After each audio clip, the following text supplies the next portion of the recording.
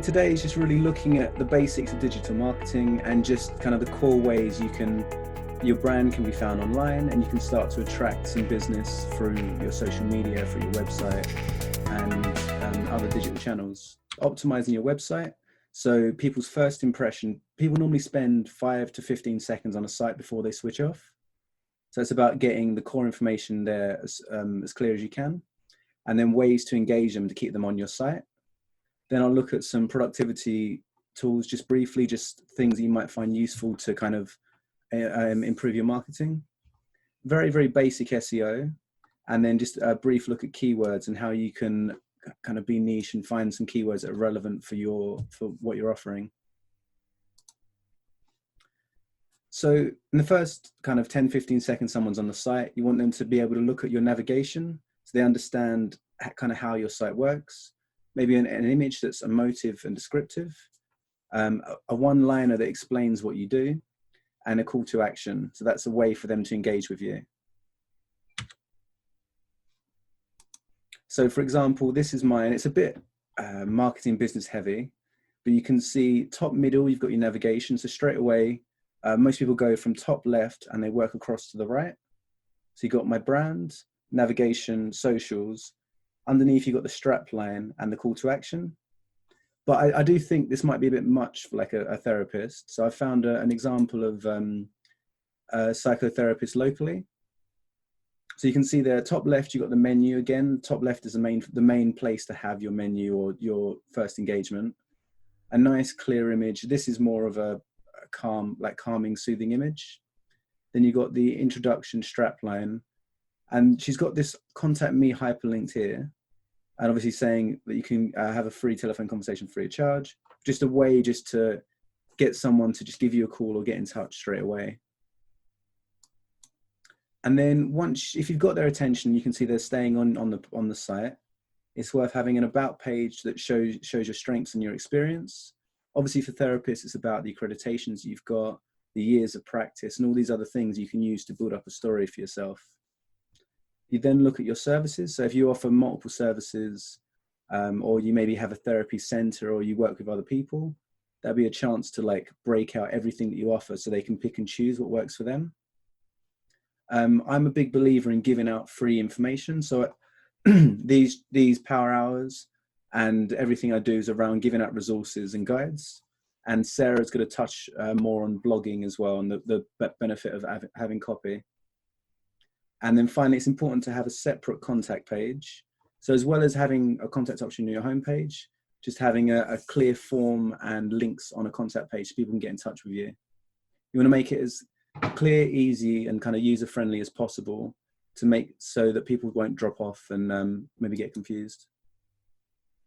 There's two kind of core productivity tools that I use and that a lot of people I work with love. First one's Trello. And that's like, it's like a post-it note style messages. And then the second one is Pocket. And Pocket is a way for you to store information, and it's like bookmarks. It's an advanced bookmark, so you can see, save things for later use. So if we have a look here, this is Trello. And it works, again, like a kind of post-it notes. So you can have, if you want to have website ideas, marketing ideas, social ideas, and then you can just copy and paste examples that you found, or links, or even images and videos in there, just so you can come back later and you can, if you're, say, Monday morning trying to get some ideas, you can use this as a nice way to get you into the flow of working, get your marketing going. You can also move things around to prioritize them. And as you can see here, you can set reminders. So if you wanted to say do a weekly Thursday social post, you can set a reminder and even create yourself like a cheat sheet or a hint. And this is a really nice, easy way of just organizing your work. So Theo, can I just check, this is a separate website that people create an account for, is that right? Yeah, Trello's an app. So it's, you create an account online and then it works on your phone, your tablet and your desktop. So if someone was starting out, like just improving their website, it could be used as a good place to just store images you like, store things that you want to go back and cover. Definitely, and especially like the colors for your site and the text, all of these elements of your site, you can start to store them here just so you can come back to them. Is it possible to use this to store all the stuff you want for your website?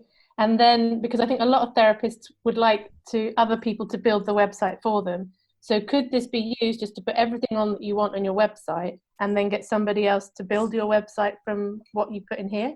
Yeah, so I've done that. I've created boards for clients and then I send them a link to that board and then they just throw in their inspirations. And then it's like, it's live shared. So whenever they make an update, it's automatically updated everywhere.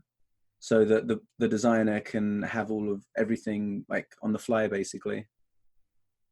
And again, it's a free piece of software. There is a pro, but there's no reason at all to use the pro account. And you get a lot of features. So it can work with Google Chrome, and there's lots of extra things that you can use to make it work for you. For example, here you've got this add share to Trello. So anything on my mobile, I can instantly add to my Trello board with just one click rather than having to open the app. Mm-hmm. And Pat's saying in the comments that he uses this for his website guy. So this is something that, yeah, seems to be used for this a lot. Are you able to send us a link of the recording after this?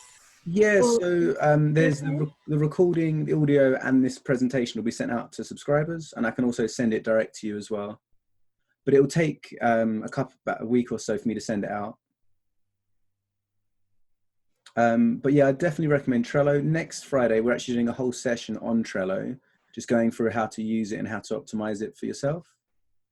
So, so not just for designing your site, but as like a long-term plan as well. And the other one is Pocket. So that it's an app that you register for on a website, but it then sits on your Google Chrome. So next to your search bar, you have a little Pocket button, and anything you like the look of, you can save and come back to later. And also, if you don't always want to look at the screen, these Pocket articles can be read out. They have like quite a decent voice that can read it out to you. Say if you want to have your headphones and go for a run or anything, and you can like absorb the information in any way that you want. And you can tag these by, say, for social, for marketing, for personal. So it's another way of just pulling information from the internet to use for to get a bit of inspiration. Any questions on kind of Pocket and Trello, or is that perfect? And then looking at kind of basic SEO, I'm not sure if people are using WordPress or Wix or Squarespace. But my personal favorite is WordPress, and they have kind of plugins that can do the basics of SEO for you. So what this means is that once you've created your site, once you've got your information, you can give it to Google so that when people search for a psychotherapist in Ealing or linguistic therapist, whoever it will be in whatever location, it will make you more likely to be found on Google without having to pay for ads. So it's just a way for you to get some basically free promotion and try and drive people to your site. So for WordPress, I'd recommend Yoast and Rank Math. If you're on Wix, they have a built-in Wix SEO like wizard. And I've actually got this link here. I'll send this to you in the chat because this will give you a walkthrough for anyone on Wix. And I know that some people are on Squarespace. So they have a very similar thing on Squarespace under marketing. There's like an SEO guide. And with these, you don't have to have any skills. You just literally go from 1 to 10, just follow what they say, and it'll just improve your ranking on Google. Can I just say, I'm with Gandhi. Would that be similar to Wix or Squarespace? Do you know? I've only used Gandhi once a long time ago. They do have something inbuilt, but we'll have to have a look on YouTube for you and see. Oh, okay, I can have a look. Okay, thank you. That's great. Yeah, if you just type in Gandhi SEO wizard or SEO tool, it will show you how to do it for your builder.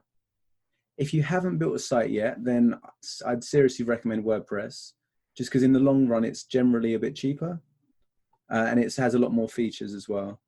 But with Google Business, I don't know if any of you have got a Google Maps result, if any of you have set up a Google Business result. Yeah, I have. And it's I don't know if you know, but you can actually add videos and images, and every week you can add a new post. So if you are creating content, or if you have an update or a special offer or something to shout about, you can put that on Google Business and it will push that out for you on your Google Maps result. So if someone searched for therapist in Brentford, It would then show your maps location, your images, all your reviews if you have created any, and then your content as well. The Power Hour 4, which I can send you a link to, goes through Google Business from start to finish. So again, if you do need a hand with that, just let me know and I'll send you a link to that as well. And basic SEO, we actually did, the last week we did a full SEO tutorial. Today's more of a recap. You can see here that for every page should have its own title and description. And then you should make sure that your images all have a name behind them. So if you're uploading an image of your suite or of yourself, it's always worth to say your name and maybe your company name or what the image is about. And this will help Google to understand your website. So if any of you are on Google, if you type in your company name, you might start to see images attached to that. And that's because you've been using this alt text. And it's just something to think about. And again, this link up here I've created, which goes into more detail.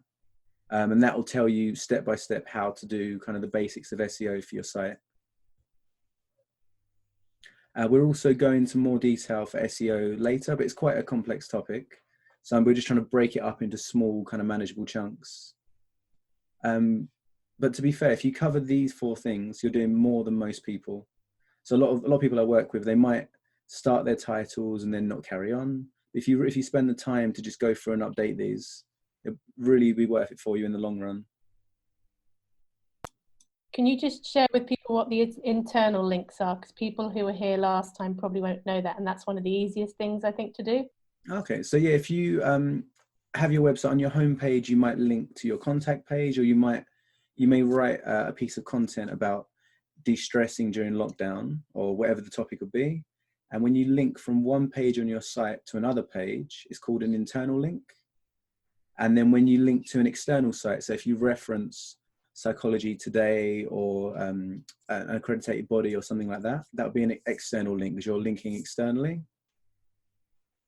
And just in case you want to take it a bit further, a backlink is when someone links to you. So it really, internal is on your site, external is outbound, and a backlink is an inbound link. We're going to cover those in separate sessions in a lot more detail. And then everyone kind of gets a bit confused, I'm not really sure, but keyword is basically just a search term. So for me, I'm a digital marketing consultant. So I have various keywords on my site related to marketing, SEO, website. For you, it might be CBT training or binge eating or any of the things that people would naturally search for on Google. You would want to take those keywords and put those on your site. Let's have a look. It would every kind of 3 months, Google will kind of crawl your site and try and understand what your site is about, and that's what the keywords are used for. Each page should have a specific keyword. So maybe your about and all of your blogs and articles, try and have a different focus keyword for each page. And then obviously when you're blogging and any website copy, it's important to think about them. And that's something that Sarah's going to touch on afterwards. But there is a really good free tool with Google Ads. You have something called the Keyword Planner. So if you type in any keyword of your choice, it will show you all of the kind of the derivatives and the other options you can use. And it's important to think about how high the competition is. If you're just typing for, say, therapy in general, you're going to be facing millions and millions of other people with the same keyword. If you break it down and you look at a specific angle of your business, and see if you have a page for child mental health or whatever it's going to be, really try and be as specific as possible. And using the search terms, that will allow you to be found as well. And it just quick exit. Any questions, just email me. And then obviously next week we'll be looking at Trello and possibly Pocket as well. So I'm now going to just see if there's any questions in the chat. Okay, perfect. I'm just going to stop the share, and if any of you got any questions, just let me know. Thank you so much. So the SEO talk that you're doing, I'm a bit gutted I missed it actually. Those are available on your website. I've actually put up a link just now for you guys, the one that you saw, the simple SEO. I'll put it in the chat as well. When you say put up a link, where would I So find if that? you take what I've just put in the chat, theoruby.com/simple-SEO, Oh yeah, got and it. that will give you the That's your presentation website. from last week. Thank you. But it does, because it does take me a week or two to edit the videos and have the full page. Of So course. the full thing will be live probably next week. And we're actually doing 2 more of those. So we're doing one on keywords and one on backlinks. So if you like the first one, there'll be some more detailed ones as well. Cool. Lauren's asking what the benefits of linking and backlinking are. Just increased traffic? Not just increased traffic, but it's also building up your domain authority. If you've got a second, I'll just show you something else, a little tip for anyone who is interested. I'm just going to pull up the stats, 1 second.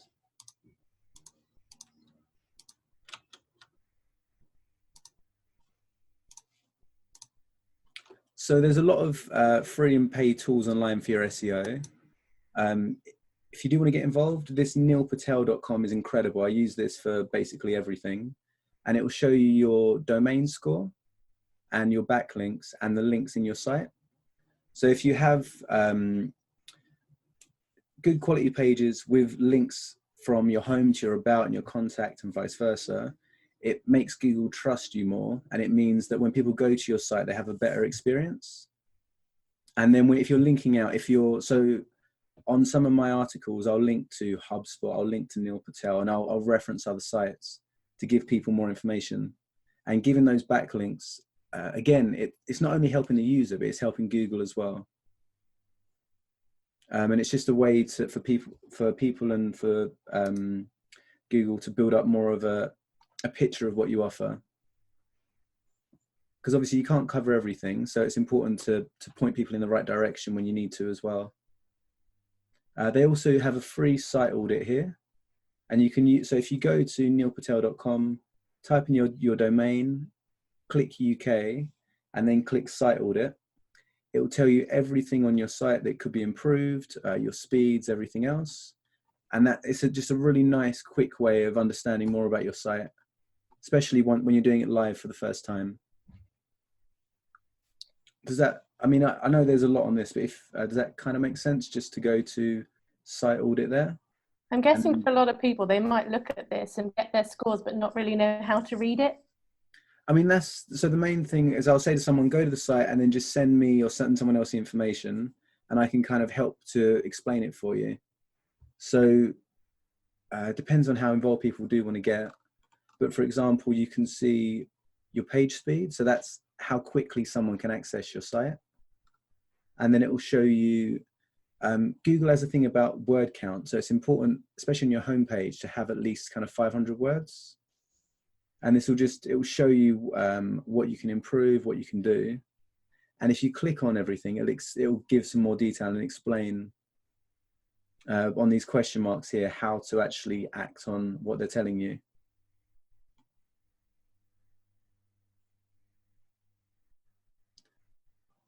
I'm just going to check the chat quickly. I think there's something else just come in.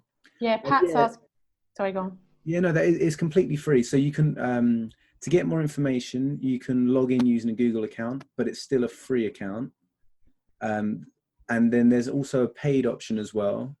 But I'd never pay for this. There's so many SEO tools and website tools online. You can see here, so there is a paid option, but you don't need to at all. Everything you can see here is completely free. For example, if I look at keywords, just give me 2 seconds. Well, Lou had a question about keywords, which might tie in here. She's asking if there's a variety or frequency or amount of keywords that's optimum. So it's kind of like, I'm going to resume the share. If you put thousands of keywords, and if it's clear that they call it keyword stuffing. If you use too many, then it's not ideal, and Google will actually mark you down. But all of the wizards that I mentioned, so your Yoast or your Wix or your Squarespace wizard, will tell you when and where to use keywords. I'm just going to move this out of the way and show you. So there's very important places. Obviously, in your strapline, you would have for me, digital marketing is my main keyword. And then as you go down the page, this is called the first fold. So when you open the site, before you scroll down is your first fold, and you should try and have at least 3 keywords in this section here. And then for every title should also be a keyword. And you, when you're creating it, like in Word, when you have H1, H2, you would try and add your keywords in your H1, your H2s, and your H3s on your website. Again, this I can send you some YouTube links to go into more detail. And also the wizards built into your website builder will show you as well. 1 second. And then if you can, try and look to do copy. So you can see here, as I mentioned, all the guides that are here. So if any of you want to look at the Google Business, they're all here. But every keyword has been added to each title. So that's the best way to make use of your keywords. So just to clarify, having the keywords in the title is your best bet as opposed to in the text where they're not as visible? You'd have it in both. So you'd have it in the title, front and center, and then in the paragraphs as well. But you just have to kind of, the most important thing is to make the copy make sense. So you just want to add them where it's relevant. So I'd probably look to have a minimum of, say, 4 different keywords per page. Any other questions on that, or shall I hand over to Sarah? No. Sarah, I don't know if you want to share your screen now. One thing I could mention to you, Theo. Mm-hmm. Can you hear me? Yeah, I can hear you. Yeah, I've noticed that, especially with WordPress, some of the old templates, they show the A1H tag as the title as your name. Mm-hmm. Normally. So normally what you would try to do is remove that and move the H1 to be your first keyword tag. Mm. And then your second one, H2, H3, as you go through your web page. Mm-hmm. Have you noticed that? Yeah, I think with I use rank math, and that actually pulls it out. So it will remove the H1 from the page title. Yeah. As you choose the one, I just for anyone who is on WordPress, I can just very quickly show you.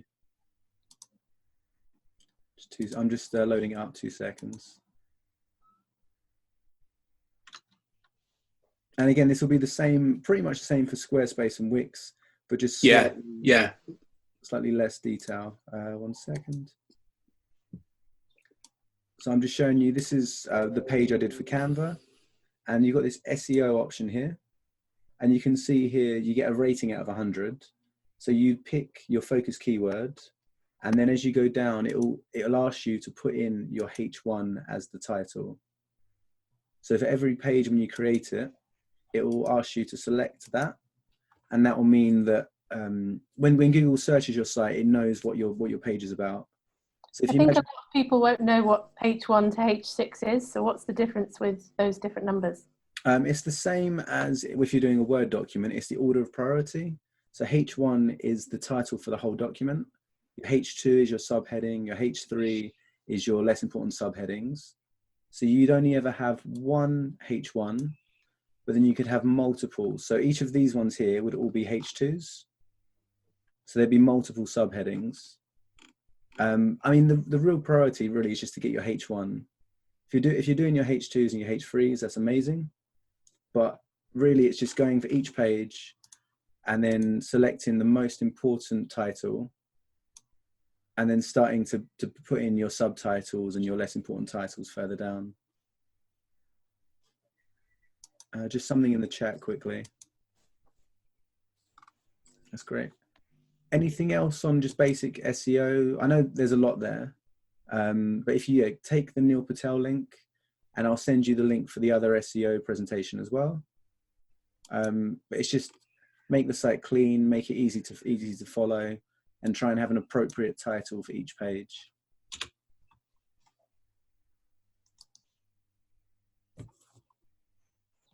Cool. So yeah, Sarah, if you want to share your screen and start the next section. Sure. I just wanted to start off by asking whether anybody here, any of the therapists, have had any clients contact them from social media. From Instagram and from Facebook. Who was that? Sorry, I didn't see who was speaking then. Who was Sam. that? Sam. Oh, hi, Sam. You've had from Instagram and on Facebook? Yeah. Yeah. Okay. Is anybody else? I've had people through Facebook and then the Google businesses as well. Yeah. Yeah. I think so. It's one of those things for me. When I first started using social media, it probably took about 4 or 5 months before I really started getting a few inquiries coming through.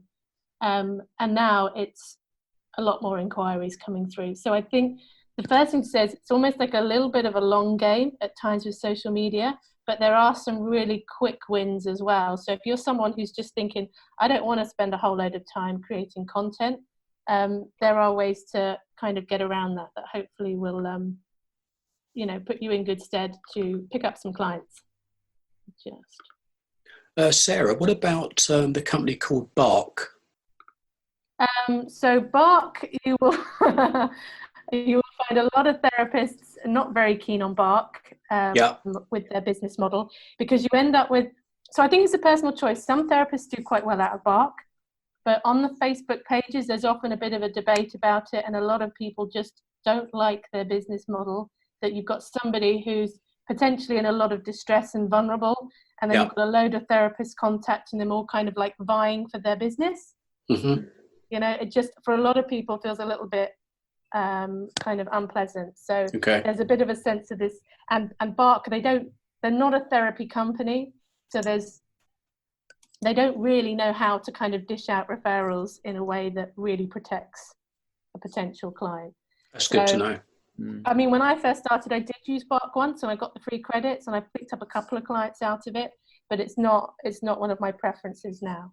But just to comment on Bark, actually. So I used it again when I first started. That's how I met Claudette, the psychotherapist. But it's not as good for lead gen as it is for just general SEO. So it's, for me, I created the account and then I turned off the notifications, and I don't use it to get any work. I just use it because they actually work hard for you to build your rankings on Google. So they pull in all my images, all of my copy, my services, and they build like a clear picture, because they want to rank themselves. So if you're struggling with your SEO, it might be worth just using them for that purpose. What to help? Is that to help your SEO? You're saying, Theo? Because they will always, they pull everything of my whole online picture together, and they try and rank themselves. But by doing that, they help me as well.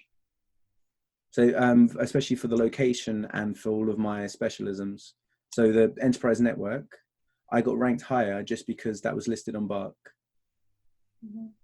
That's a really good tip, actually. But again, you have the option to go into notifications, turn that off. Don't worry about the credits. Just use them to your own advantage. Would you pay for that? Part of no, using not at all. Bark? That's completely free. But they do try and email you a lot. That's why I'd say definitely go in and turn off every email notification on there. You'll never need to touch it again. You just start with a profile and leave it at that. Okay. So being a therapist on social media can be a little bit of a minefield at times. And I think a lot of therapists think, well, being on social media just means creating a lot of content and hoping that people see that content and then want to potentially come and work with you as a client. But it's not just about creating posts. It's about engaging with people in the online world, creating and being part of communities. So a lot more therapists and counsellors are more open to doing this now that our in-person community activity has been halted. Suddenly we're looking at online as even more of a way to be part of a community. So bearing this in mind, who would your communities be on social media? So for me, I think that I have 3 communities on social media. One is other therapists. That's a big part of my communities.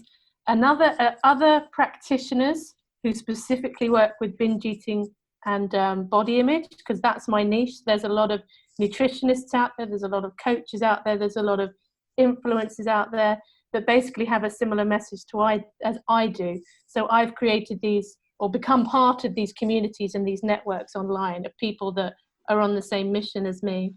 And then lastly, my potential client pool. It's the people who are struggling with binge eating and body image. So it's worth considering that, it's not about going on social media and putting a load of stuff out there and casting your net really wide and hoping that you might land a fish. It's about, like, where are the areas? Because if they're your communities and they're areas that interest you, you will feel engaged and connected. And I have people that I'm in contact with, like online and on each other's posts, that I feel like I really know. It's a different relationship than what we have in person, but there's still an opportunity to create those connections. And quite often as counselors and therapists, that's what we're quite good at, is building these connections. So as part of that, like, again, this just throwing content out there and hoping that you're going to get a request to work with you, this idea, especially when you're starting out, is to interact with anybody who shows any interest in what it is that you're putting out there. Because those people that start to engage with your content in the early days, they're the people that are going to be potentially quite loyal. They're also the people who are likely to reshare your stuff if you're saying something that really resonates with them. So I find it just lovely to, like, interact with people that are actually interested in what it is that I'm putting out there. And I think self-disclosure, this is a big one, and this is one where I think a lot of therapists kind of bristle a bit at being online, because we tend to be more of quite a private bunch when it comes to our personal lives. And every time you express an opinion about anything, even in the room with a client, that's an element of self-disclosure. And there's not many of us that are doing none of it. So it's not about, okay, well, I'm on social media, that means I'm supposed to share my life. But it's about taking some time to reflect, like, what are you comfortable with sharing?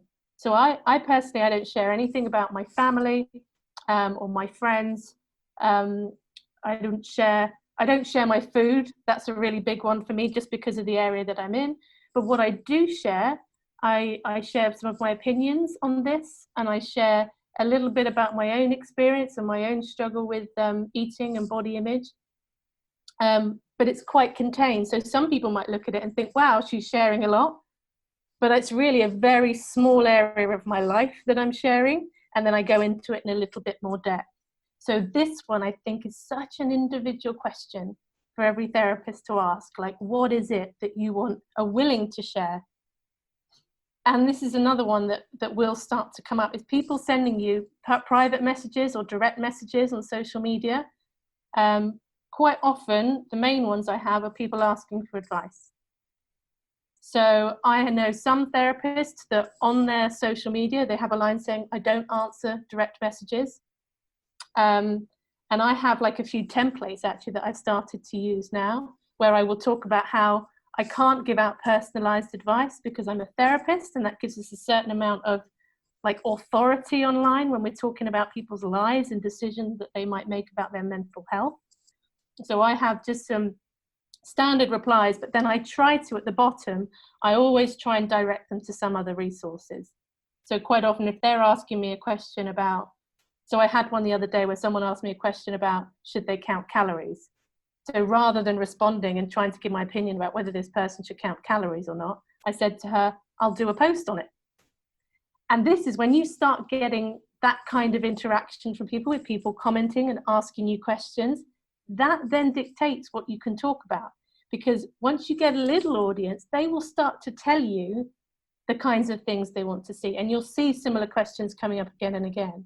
So in terms of, like, running out of content ideas, a lot of the time, like, the people who are already engaging with your content, they'll be the ones that give you the information about what to post about next. And of course, there's a consideration which platform to use when it comes to social media, with the main ones being Instagram, Facebook, LinkedIn, Twitter, and TikTok is the new one. I think when we talk about social media, a lot of people think, oh, I should be doing everything. And great, if you want to do everything, then do. But this can take up some time. So I would say, like, what are your favorites? Where are the places that you like to engage? If your clients are the kinds of, I don't know, people who are more likely to be on LinkedIn, if your clients were looking at, like, stress in the workplace or something like that, maybe LinkedIn would be your go-to. For me, Instagram's my go-to, because when I'm working with eating and body image issues, That's where they are. They're all on Instagram. Twitter's not one I use. I don't understand how Twitter works, but if you're comfortable with Twitter, why not start there? You can always branch out to other ones if you want to spread it, but like find something that you like using. Because if you don't like doing this stuff, you don't find a way to actually get anything yourself out of it, even if it's just a sense of satisfaction sometimes, then it'll be quite hard to keep up. It's just going to become another chore. And to be honest, if I was talking to a therapist who wasn't on social media now, I would say consider TikTok if you can bear it. Because it's one of the newer ones, I can guarantee that is the place where there are the fewest therapists already. So I joined Instagram about 1.5 years ago. There were quite a few therapists on Instagram then, but since then it's exploded. So when there's a new social media platform like this that's becoming really popular, you know, watch the trend and consider like, and if you don't know how to use these as well, because I can't go into each one individually, whenever I don't know how to do something online, YouTube is the go-to place. Just go to YouTube, put in like how to use TikTok for business, and you'll find a video with a couple of hundreds of thousands of views, whatever that might be. And then you know it's a good video with good content. And just see what other people are saying about it before you make a decision. So I'm going to just touch briefly on Facebook and Instagram, because these tend to be like the biggies. And so some of the advantages, for example, of Facebook is that you already know the basics, and people spend a lot of time on Facebook. In February 2020, they released results saying that people spend 144 minutes a day on Facebook, the average person, which is 2.5 hours. That's pre-lockdown. There's a potential that it's even higher than that now. And in terms of Facebook, then you've got your business page, which a lot of therapists do put the business page up. That's the one thing. And I think therapists are more likely to do that, again, because you already know the basics of how Facebook works. You could run a group or like run a Facebook group. So let's say that you are interested in working with women who are in the menopause. You can consider setting up a support group for women in menopause and just post your content there. It doesn't have to be posted out for everyone to see. And then the other one is Facebook ads. Now, Facebook ads is, of course, you have to pay for a Facebook ad, but I just want to show you what you get for your money. So if you're someone and you're like, do you know what, I don't want to start posting on social media regularly, but I do want to get some clients out of it. If that's the case, think about doing a Facebook ad, because I'm just going to show you very quickly one of mine and what you get for it. So this was a Facebook ad. Some of you have seen this before if you've been on one of my courses. This is a Facebook ad that I put out when I was starting up a new binge eating therapy group. So I paid £30 to promote this post. And for 30 quid, Facebook showed it to 27,500 people. And 1,400 people engaged with that post. 73 people clicked to my website, which is not bad for 30 quid. That is more than you would get with Google Ads. And then out of this, I got a couple of people signed up to the group, but also I got a couple of individual clients out of it as well. Because although the post was about the group, there were people who were struggling with binge eating who didn't want to come and do a group, but they would suddenly realize that there's help available. So the advantage of something like a Google ad, Facebook ad, is that your post might appear in front of the right person at just the right time. With everything that's going on, I don't know how many people are trawling through Psychology Today and Counselling Directory trying to find someone. We know that they're spending more time on Facebook. So why not like just get yourself in front of these people? So one of the downsides of Facebook is quite easy. It's not very easy to reach new people without paying. So you can be on your business page, putting great content up, and it's quite hard for people to find it. Whereas with Instagram, I don't know if everybody knows this, but Facebook owns Instagram. So it's the same company.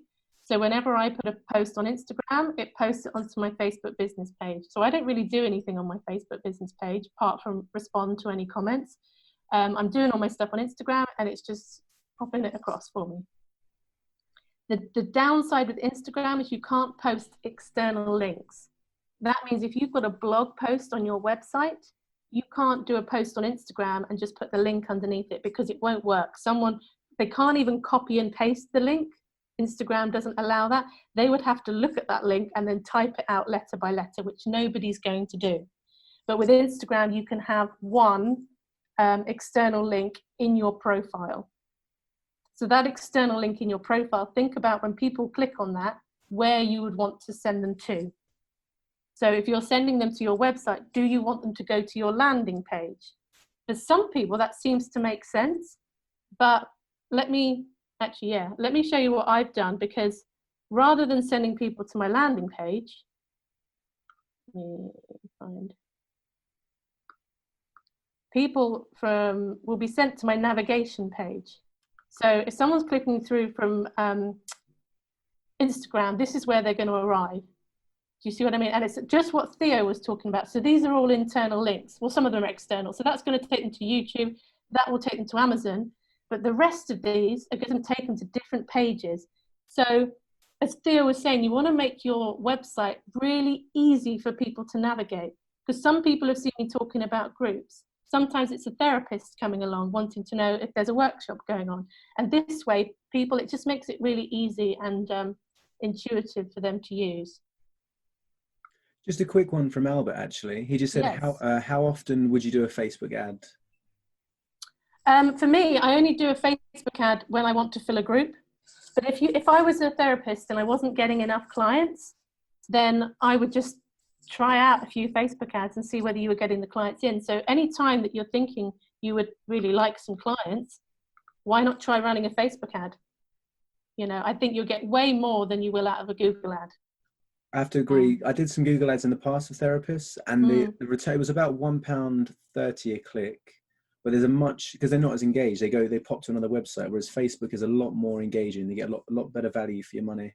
Yeah, exactly, 100%. And Instagram is so much easier to reach new people, because whatever you're posting about, you create hashtags for, and there are people who follow these hashtags. And it's possible to do this on Facebook, but the audience on Facebook just don't use it for that. So for me, like some of the hashtags I use are like binge eating recovery, binge eating disorder recovery, all the body image ones, and that kind of thing. So with hashtags, you can play around a little bit and just see what works, but it just means that when you're using hashtags, somebody who's not following your page will probably get to see your posts that you posted under a particular hashtag. That makes sense. So then people will read your posts, and if they like your stuff, they'll go to your page, and then they might start following you and engaging with other stuff you're doing. And with people get quite carried away with like the number of followers they've got, but Instagram always prioritizes engagement over followers. And actually, if you have a lot of followers but people aren't really commenting or engaging with your posts, Instagram won't show your posts to as many people. They don't care how many followers you've got overall. They care that people are reading your posts, that they're spending more time on Instagram because they're taking the time to respond. Their whole job, Instagram's job, is to keep you on Instagram. So if you're helping Instagram to do that, they're going to like you and they're going to promote you more. And again, this opportunity to connect with other people who do what you do, that for me feels so much easier to do on Instagram. There's much more, people are much more open to being approached on Instagram compared to Facebook. So, you know, you can send random messages out to people, just telling them that you like their account, engaging with their stuff. And again, that comes back to the question I was asking you before about who your community is that you want to be a part of. And then a little bit on creating content itself. First of all, just spend some time watching what others are doing. So if you leave today thinking, oh my goodness, I've got to start doing social media, I've got to set up an Instagram account, fine, set it up, but don't rush. There's no rush. You're not going to be left behind. There's plenty of space. And choose areas that interest you.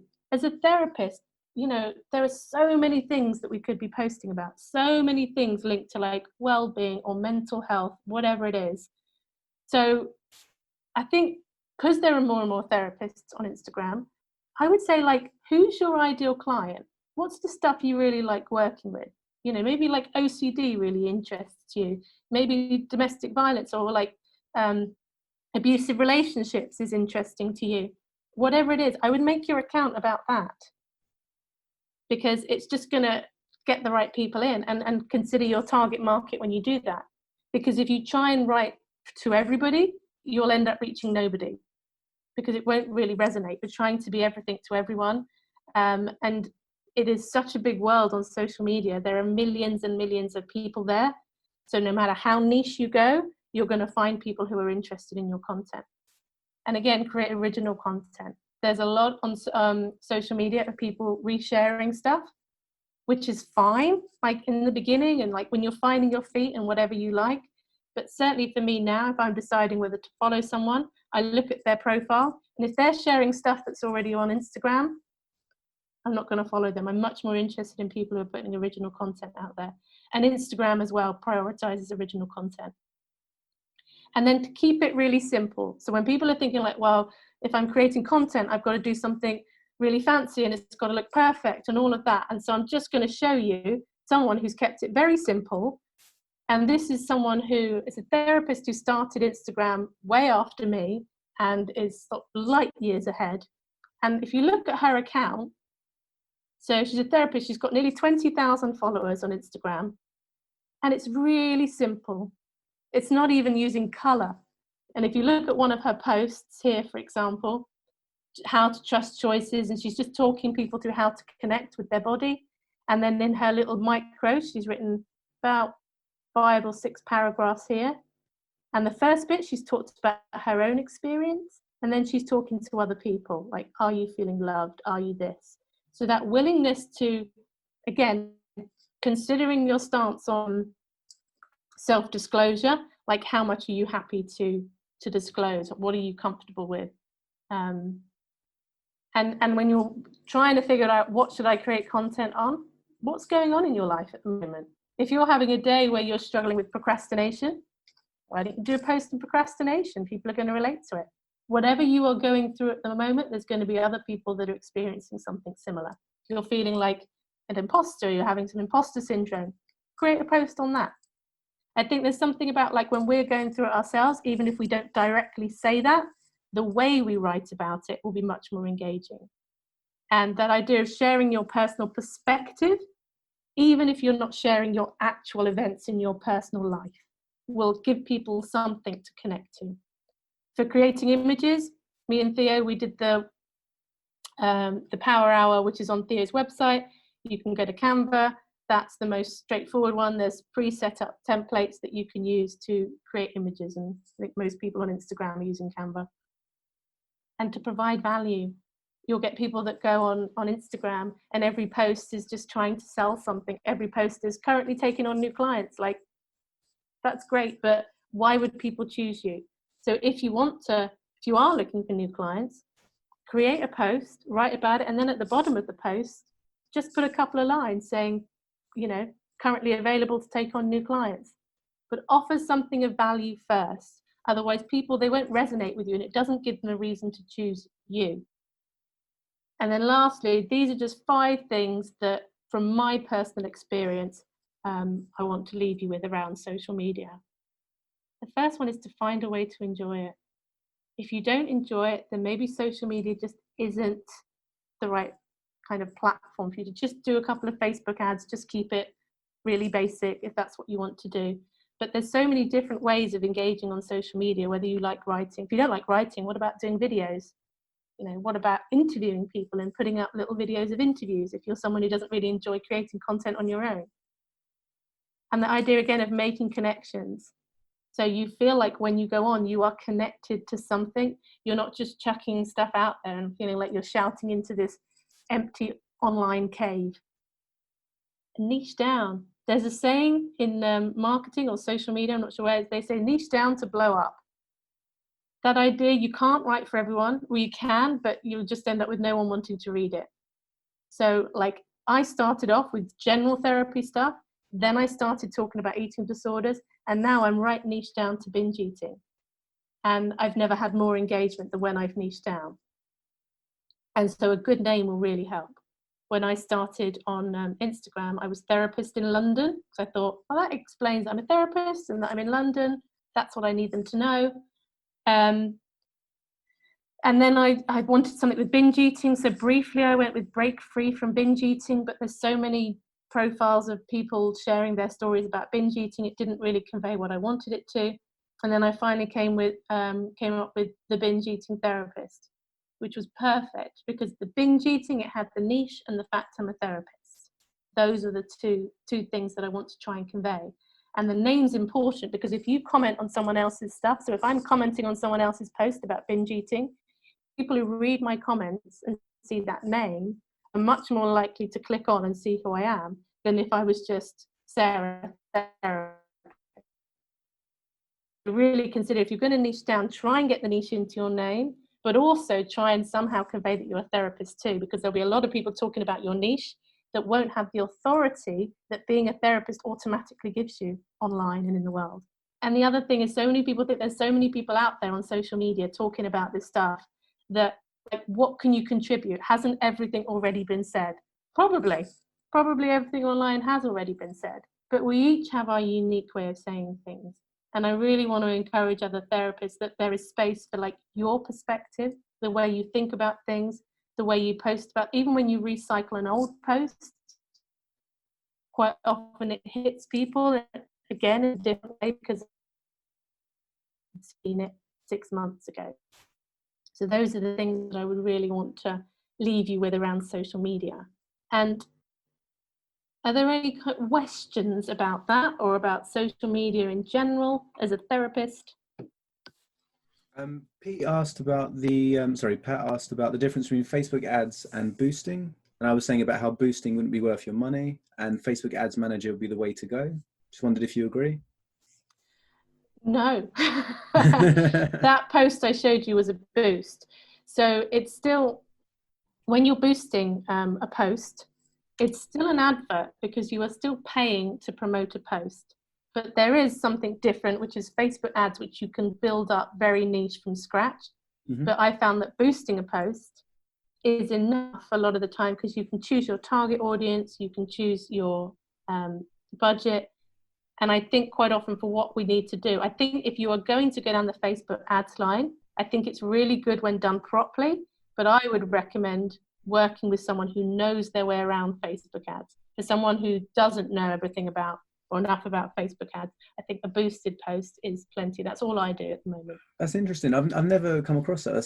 I might try a boost myself because I've always gone down the ads manager route. Mm-hmm. And another question from Lou just said, is there a website to help people form a name? So to form your brand name? No, not that I'm aware of. I mean, you can use a thesaurus and start playing around with different words, but you can always put your own name in it and then just, it's like one of them that's come into my head, a woman who writes about anxiety. Hers is Danielle is Anxious. So that's her name on Instagram. So straight away, it kind of gives you an idea of the kind of account you might be clicking on. And I think for me, it was about getting feedback, like asking not friends and family, but asking potential clients and people who you network with what they think of different names. Because I think your name might evolve over a couple of years as well. Yeah, so I've changed mine twice. So it's like, it's not about getting it right. Just start off with something that seems to make sense and you can keep playing with that idea and change it. Because you change your name, you're not going to lose any followers. It all, you keep everything on your account. Yeah, and I think people buy you as well. They start to trust you, and no matter what your name is, they'll start to see you develop as well. Yeah. Patch has commented saying he has had no luck with Facebook Ads Manager. So maybe in your case, it might be worth trying Boost and see if the boosts are working better for you. Well, the other thing I would say, it's no point boosting a post saying, I'm here and I'm a therapist and I'm having clients. There's no point doing that because I don't think many people, why would they choose you? They can find a therapist if they want a therapist. You need to create value. So I think the copy is so important and people think, well, if I just put it in front of people, someone will pick me. But what is it that you are offering? So I wouldn't boost a post as for a general therapy. I would think of a specific client in mind and write a post to that client. And then it will resonate with some people because it's that idea of just trying to cast your net too wide and hoping that you'll catch something. Yeah, and I think what you said about obviously finding something that interests you, a lot of people I work with, they struggle to write content, especially therapists and health professionals as well. But finding not what you think people want to hear, but as you said, what is affecting you in your day-to-day makes a huge difference. Yeah. You want people to read your copy and go, yeah. This person gets it. Whereas if you're just saying I'm an empathic therapist and I'm here, they don't know if you get it or not. Yeah, and I think even for me, these power hours are some stuff I was doing with clients, and the fact that you're living it in the moment really helps you to to give better advice and just to be more useful, add more value as well. And consider your business name on Facebook as well. So if it's just a therapy title, try and get that word in there, whatever it is that you want to work with. And consider what photo you've got as well. Make sure it's a picture of your face, not a nice nature picture on your Facebook ad, because if people are going to come and spill their secrets to you, what you look like, feeling like they know what they're going to see, it matters. Any other questions from the group at all on obviously Sarah's content? No. Thank you, Sarah. That was really helpful. I might, the content slide. Do you mind if we share that on Facebook as well? Yeah, of course. Because I think that's actually really, really useful. Is there anything else that people would like to cover in a future session? Something in marketing or in your own business you'd like to look at? Oh, there was actually. I wanted to ask Sarah something. Hello, can you hear me, Sarah? I can hear you. Yeah. Yeah. Did you start off with Facebook, Instagram, Twitter? Which one did you start off first, or did you test them out one at a time, or did you test all of them out? I think I probably created a Facebook business page and just had my friends and family like it. Right. But then I started playing around with Instagram, and that for me was where it took off. So you found that niche for your type of thing that you did through being on Instagram rather than Facebook? Yeah. Okay. Thank you. No worries. And just something else, I don't know if most of you deal with mental health, but obviously next week is the National Mental Health Week. So if you're looking for some inspiration, it might be worth just seeing the posts that are out there and maybe putting them into your own Trello or Pocket board, because there's going to be a lot more content over the next week than ever before, really. Don't know, Sarah, do you use examples from other people just as well? So would you create your own Trello or your own Pocket? I haven't had that. I hadn't really heard of Trello until you'd mentioned it a few weeks ago, and I hadn't looked into it. So possibly, I think it would probably be quite a good tool for me to, because I often get ideas and then forget them. Yeah, I think just topics as well. Like if there's a certain subject you want to cover, it's just a gentle reminder. Yeah, and that's because I often get messages from people and I'm like, yeah, I'll cover that. And then I get a prompt a couple of weeks later because I've forgotten to cover it. So yeah, I think that would probably be a good idea for me to do that. And I think also with social, just to try and do a little bit every week. So don't worry about doing a huge amount to start. Just like small and often, and stuff that interests you is a nice way to kind of get into the flow. Yeah, and if you're not in the mood, I went through a phase for a while where I posted every day. And sometimes I just resented doing it every day. So now if I go a few days and I haven't, I don't care. I want to make sure that I'm in the right mind space when I sit down and I actually feel like doing it. And that's fine. I mean, as long as you're not leaving massive gaps, which I think, the algorithms probably don't like. But most of the time, especially with Instagram, it will boost your post depending on the initial response. So when you post something, like how much activity it gets in the first hour will dictate how many more people respond to it. So the more people that engage, the more people it then shows it to, and that's all for free, which is why asking questions, anything that starts a conversation on social media is really, really important. You don't have to have the answer. Ask what other people think. People love to give their opinion, especially on social media. That was a question I was going to ask then. What time? When's the best time to post on those particular platforms? That's Theo and Sarah, because that's a good one to ask. Yeah, it depends on your channel, really. So if you're a web designer, obviously. If you're a therapist, it might be late at night. So I did quite well posting between 8 and 11 p.m. when people are home after work. But if you're looking for businesses, it might be middle of the day. You just have to test it and engage when people are responding. Sarah, do you find evenings work for you, or? Well, because on Instagram, you can look at your audience and you can see what times they're normally online. And so for me, the later I post, the more people are online. So for me, the optimum time for me to post is at 9 p.m. Oh, perfect. I had it right then. Good. Just a message in the chat. Oh, Marie had to make a move. See you later, Marie. Thanks for joining. Thank you so much. Bye. Bye.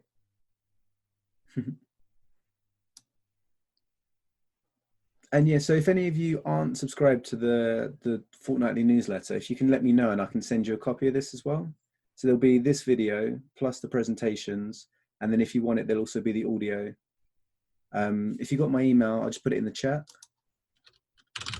and then I can just reply as soon as it's ready. Obviously, I prefer if you subscribe to the newsletter, but I understand if you don't want to. Sarah, any kind of like final thoughts before we sign off?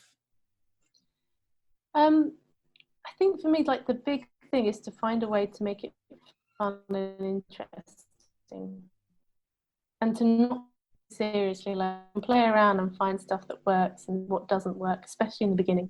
So, and connect with people, because that is be a huge part of like what will inspire you. You'll see another post and that will just inspire a thought for you, and then you can use that thought to create a new post. So yeah, find people that are interested in similar things to you. That will really help you kind of expand your thinking. And that's, again, you can use Pocket to save people's business pages. So if you come across someone related to your industry, just save them for later and just keep a check on them. And as you mentioned, like answering questions on other people's threads. So I've done quite well. Someone asked about a website or SEO. Most of my work from Facebook would come from just helping other people, just short kind of answers. Albert, do you have a Facebook business page? Have you been active on there recently? Sorry, you were muted.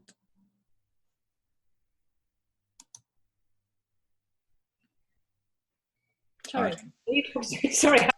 I'm multitasking here. I was just looking for your link to see whether I was subscribed to your site. What was the question? Sorry. Oh, sorry, I was just asking, just in general, if people are using their Facebook business pages, if any of you have one set up and you're kind of active on it. I guess I have. I mean, I was listening to Sarah's comment just now. I've worked in organisations all my life, and I've just come into private practice, so I'm sort of catching up. I've just designed and put a website up for three therapists, and used the WIX platform.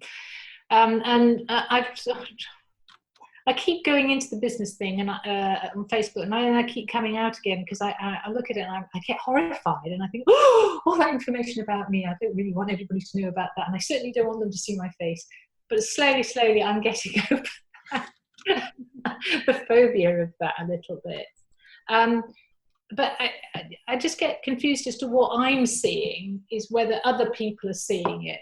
And I have had comments, because I do exactly as Sarah did. You know, I send them all out to all my friends and family for them to like it. Mm-hmm. But I've had comments about that. Could you do something more than keep changing this? Comments from my friends and family. I said, yes, I will. But I often see the Facebook business page, and then there's some of my private page stuff is on there. So is that only available to me, or is that available to public? That's yeah, on your Facebook business page, there's a view as public. So you can, when you log in, you see it as if you're the manager, the administrator. Right. But there's a little eye icon where you can select to view as a guest, basically. Okay. It'll change the order of things, and it will change the way that things look, so you can see which posts are being highlighted. Right. And obviously, if you've done, say, a post each week, if someone's commented on a previous post, that would normally push that one to the top. Mm. So as Sarah was saying about engaging on posts, that's a way to revive old content, is to have someone question or to comment on it. Mm. Also, because you're on Wix, I've just if I mentioned earlier the link to how to do your SEO for Wix. Mm. If you check the chat, I've just sent you the link there as well. I'll have a look at that, because I came in late to this, but I will catch up with some of the things I've missed. I mean, I think I struggled a lot with Wix to begin with. This is completely new to me, because, as I say, working in organisations where there's somebody sitting behind me and I can just say, I want this done, is it okay? And they sort it out and come back to me. Mm. So it's been a tortuous journey since just before Christmas. And then I found that on Wix they've got this support called ADI, is it? ADI, something like that. Which actually helped me tremendously to get things and put things in order and kind of set out the SEOs and things like that. So I found that really, really useful. So if anybody's out there starting off, it's great. I loved it. But yeah, I think the other thing that I think I wrote the comment was that when I published the page, it took a while before it actually appeared on Google. Mm-hmm. Although it said it had been, Wix told you that it immediately been published. I thought that was it. It was out there already, but actually there's a time lapse. So although it's the internet, it's not that quick. And the other thing is that I can't often find the page, and I'm wondering why that is. So if I just put in the title of the web page, it doesn't always come up. So I have to add other words to it to find it. There's a few things you can do. So, I mean, SEO is quite a complex topic, but there's something called a sitemap. And once you create your site, you'd have, I can send you a link to how to do this, but you'd submit your sitemap to Google, and that will basically push all of your information to Google. Because if you just list it on Wix, you have to wait for Google to scan your site, to index it. And that can take up to, say, 3 to 4 months. Okay. But obviously, if you just type in your brand name, you'll be competing with other people. If you type in your domain name without the .com, you'll get a direct link to your site. Okay. Whatever your domain is, take the .com.co.uk off, and you'll have everything for your site, plus you'll have your Google Maps included. Okay. But obviously, that's not a user, a potential client wouldn't just type in your domain, but that's a nice way for you to find it yourself. But we're doing other sessions on SEO. Like, there's different things you can do to help yourself with that. Okay, cool. Thanks very much for that. That's lovely. Thank you. Can I check? I think Roxana's got a hand up. I don't know if you've got a question, Roxana. Hi, no, I think it's sort of, my question is gone at the moment. But what I really want to say, like how much I'm really learning. Everything is sort of not necessarily new, but I started with doing my own website and doing this business page on Facebook. So I would really appreciate in the future, if that would be possible, for instance, to sort of pick one topic and go through one sessions, because at the moment I feel like I've got so many questions that I don't really want to stop the game going. But I would really, really appreciate if we can go, for instance, for how to make our website more visible on Google, or the key how to set up the business page. Okay, well, we've actually, on the Ealing Freelancers group, we've got like a poll. So people would kind of vote on what topics they want to cover. So if you can either email to me or put on that group, and then I'll pick one pick one for each week. This was more of a general kind of like a taster. But we will be breaking out, say, Trello, your SEO into individual whole hour sessions. Sure, I understand. Perhaps it would be better in this case if I sort of go on your website first, see what I can find, what I understand, what I don't, and then I contact you, because otherwise you probably covered all the topic, all the questions that I have. Yeah, I mean, if you look at the marketing guides, anything that's missing, just let me know. I mean, I'm doing the things that I love. Again, as Sarah said, I'm doing the things that I enjoy first. If there's something you'd like us to cover, then I'll look into it. Awesome. I think website presence and visibility online is a major topic. Yes, exactly. And I feel very lost and very little in it. Cool. Thank you. It does take, I have to say, it does take time. It'll be like a 6-month kind of process to kind of become more visible and be active on there. Okay, cool. Thank you. Thank you. And Albert just shared a link, how to submit your sitemap for Wix. Thank you, Albert. Appreciate it. Thank you. Yeah, that's great. So that's what I mentioned before about getting your sitemap pushed to Google. Is anyone not using Wix or Gandhi, or is anyone on WordPress? Nope, no WordPress. Okay. Yeah, mine's on WordPress. Okay, yeah, I was just saying, so you should definitely check out RankMath, RankMath. It's a really good SEO plugin. And at least for me, it's the best one I've found out of about 50 options. So even better than using Yoast? It's the same as Yoast Pro, but it's a bit easier to use. So if you saw when I screen shared and you've got SEO and it gives you the green checklist. Yeah.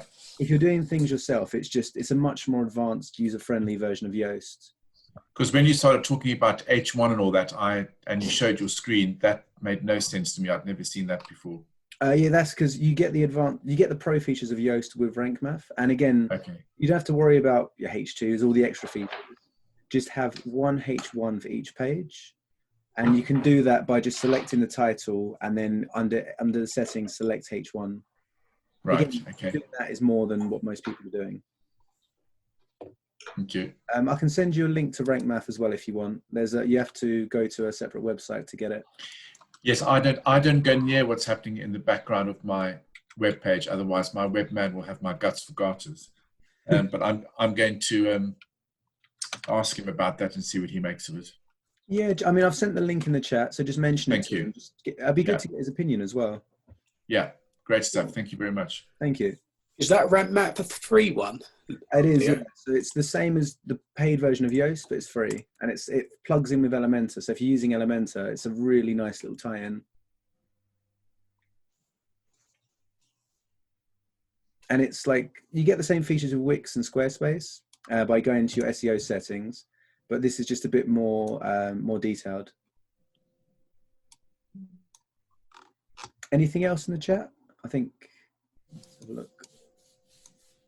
Can you use both Yoast and Rank Math at the same time? No, they conflict. Any plugin, you want to have one of a certain topic. So if it's speed or SEO, Yeah. you have to have one. Otherwise, they kind of fight against each other.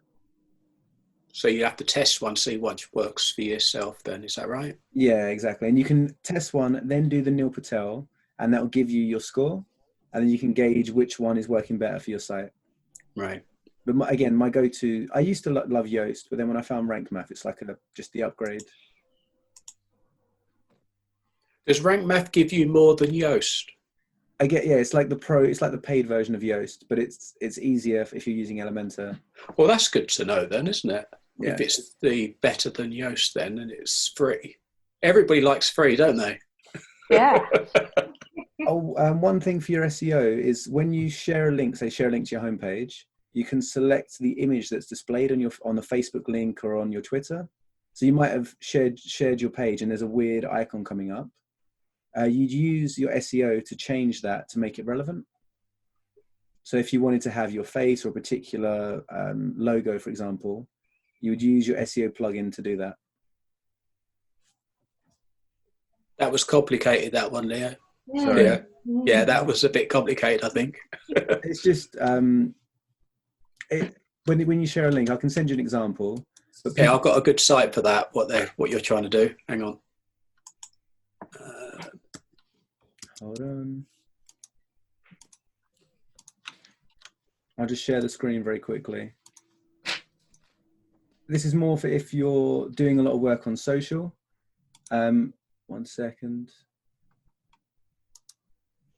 So you can see, and any builder, it will give you your social, when you share a link, how your social share is displayed.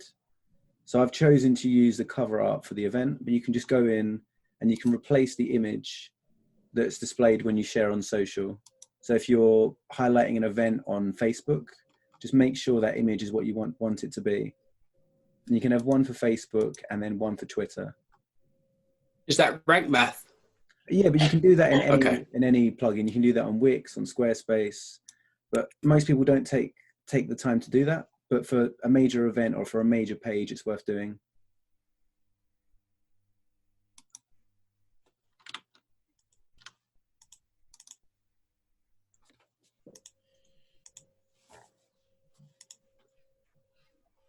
I don't know, Lou, have you got your hand up or no? Oh, sorry. No, I haven't. Sarah, do you want to close and then we'll catch up next week? Yeah, sure. So thank you everybody for coming today. I hope you found it useful. If afterwards you think of something you think, damn it, I wish I'd asked that, then send me or Theo a message and we'll do our best to answer it. But, and as Theo said, if you have any ideas for other things you'd like to see covered in a bit more detail, let us know. Yeah. Thank you. Thanks for coming. Thank you so much. Thank you. Yeah, thank you. Very useful. Nice Amazing. weekend. Thank you. Thanks very Take much. care. Bye-bye. Bye. Cheers.